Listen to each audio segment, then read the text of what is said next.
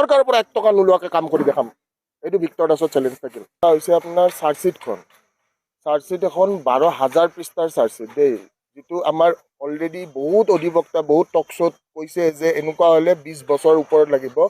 Actually 20 বছৰটো মানে বহুত বছৰ লাগি যাব, কাৰণ আপোনালোকে ৰিচেণ্টলি আমাৰ অভিনীল কেছটো গম পায়।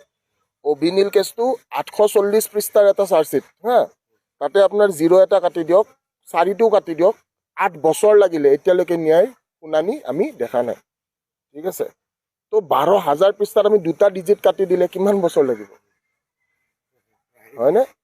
আৰু আমি জেল খাটা মানুহ, আমি মিছা কেছ খাটি অহা মানুহতো, তো এই চাৰ্জশ্বিটখনেই মেইন বস্তু। কিন্তু জুবিনদাৰ চাৰ্জশ্বিটখনত আপোনালোকে যদি চাই, জুবিনদাৰ চাৰ্জশ্বিটত কি আহিছে যে বিহু কমিটিৰ ষ্টেটমেণ্ট। মই এটা মাজতে কথা কৈ গৈছিলোঁ, বোলে জুবিনদা ঢুকাইছে ছিংগাপুৰত, ইনভেষ্টিগেশ্যন চলিছে ক'ত, উল্লুবাৰীত, অসমখনক উল্লু বনাই থৈ গৈছে। তো এই কথা কিছুমান আমি ভালকৈ বুজি পাব লাগিব। আৰু অসমৰ নাম্বাৰ 1 অনুৰাগীজনে আজিৰ ডেটলৈকে, মই জেল খাটি আহি আকৌ ঘূৰি দাদাকে এনেকুৱা এটা অৱস্থাত দেখা পাইছোঁ, তাৰপিছত মানে ইয়াতকৈ বেয়া আৰু কি লাগিব পাৰে। আৰু এটা মই আহ্বান জনাম, হাতযোৰ কৰি আমাৰ গোটেই যিখিনিয়ে মানুহে প্ৰকৃততে দাদাক ভাল পায়, সেই মানুহখিনিয়ে নিজাববীয়াকৈ কি কৰিব পাৰে সেইটোৰ কাৰণে ওলাই আহক।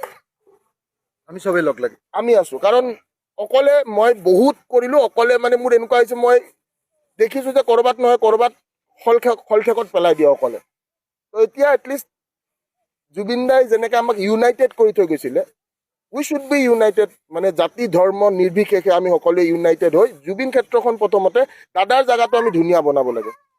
তো দাদা এতিয়া যিটো নিদ্ৰাত, দাদা টোপনি মাৰি শান্তি পাব নেকি? আপুনি এনেকৈ ধূলিত আপুনি টোপনি মাৰিব পাৰিব নেকি? হা, মানুহটোক শান্তিত শুবও দিয়ক এটলিষ্ট।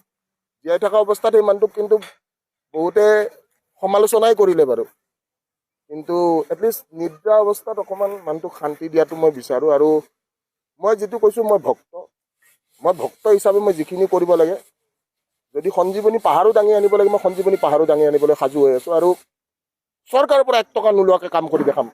এইটো ভিক্টৰ দাসৰ চেলেঞ্জ থাকে।